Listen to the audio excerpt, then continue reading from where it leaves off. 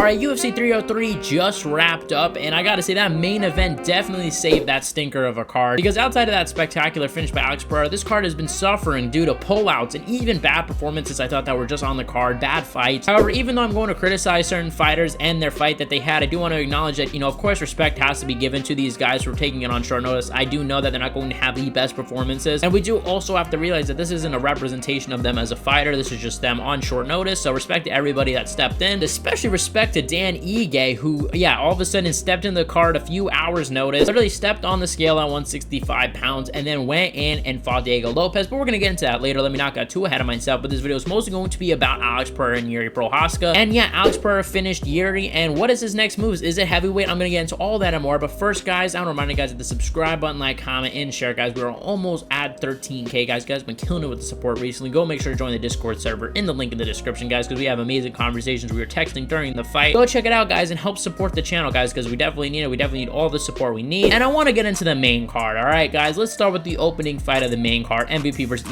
Garry. My maybe most anticipated fight outside of the main event, and I had predicted MVP to win by a very close decision, and it was a very close decision. Of course, as you guys know, Garry did win, but what happened? In the first round, we saw Garry and MVP, they're very slow in the beginning. However, Garry did shoot for a takedown and control MVP basically the whole round, got back control rather early, and this is something I'm very sad I did not see coming, because we knew that he was training with Charles Oliveira and those Brazilian guys down there. I did not expect so much improvement in Garry's ground game, so that was definitely something I didn't expect, but even with that being said, it was a very close fight, because when we go to the second round, and while, yeah, Garry did get some control time there, MVP, I'd say the last minute of the round, really was lining up Garry on the feet, definitely landed some right hands, nothing that really hurt Ian per se, but yeah, definitely in volume. Then we get to the third round, and this was razor close. It really comes down to this round. I mean, we see MVP getting some control of Garry early on, but then Garry gets the back of MVP and basically has his back for the last minute and a half or so. And honestly, I was thinking, why didn't MVP, just kind of do some sort of backflip, maybe try to, slam KO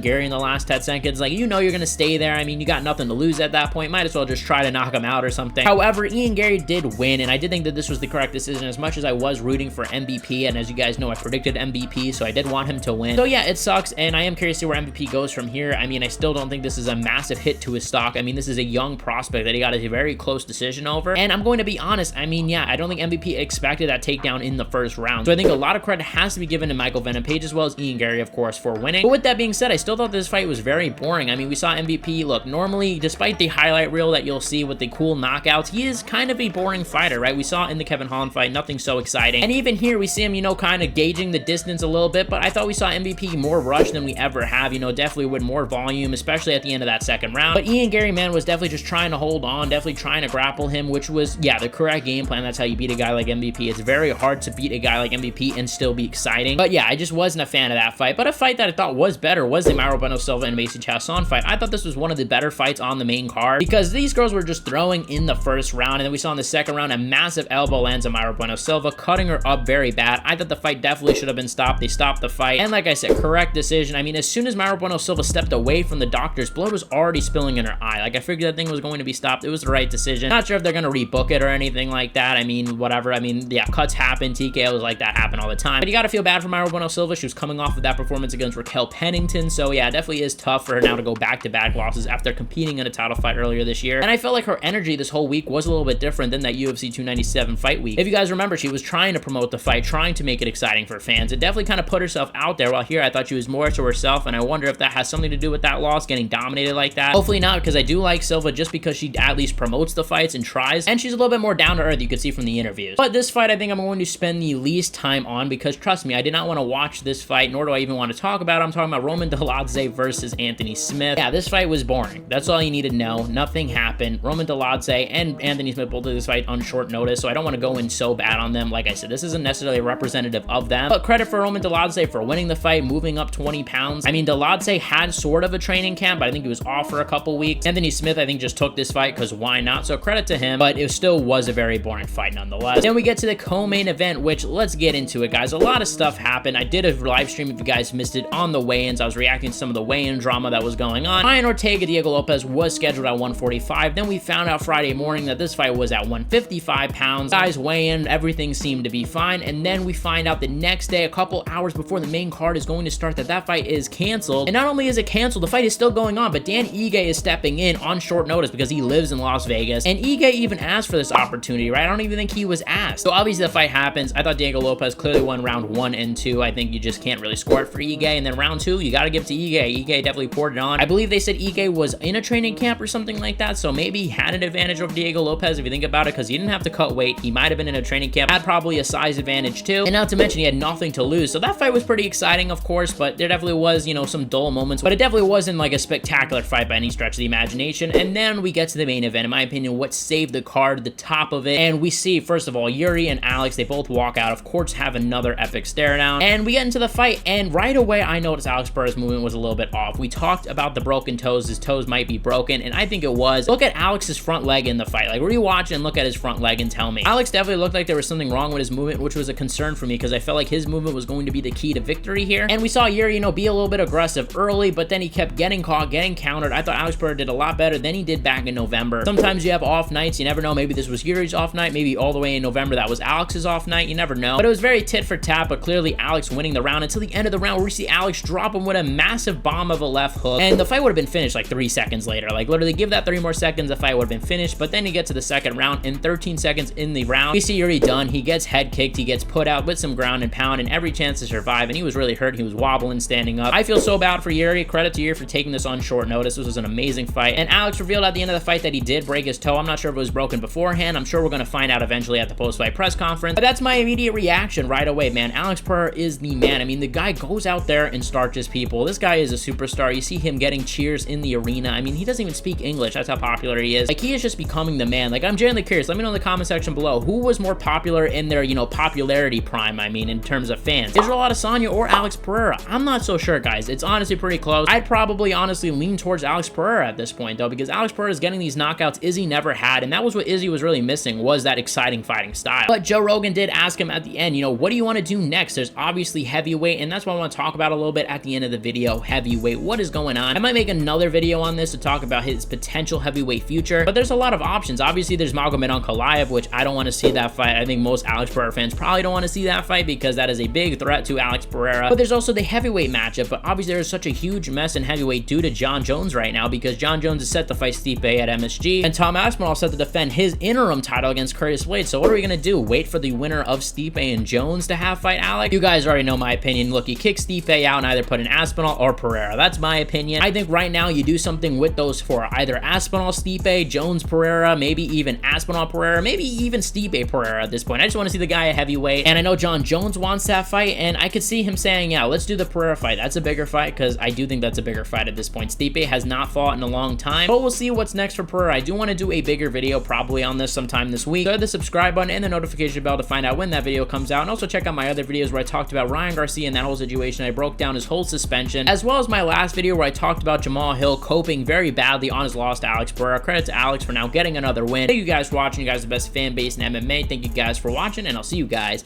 in the next one.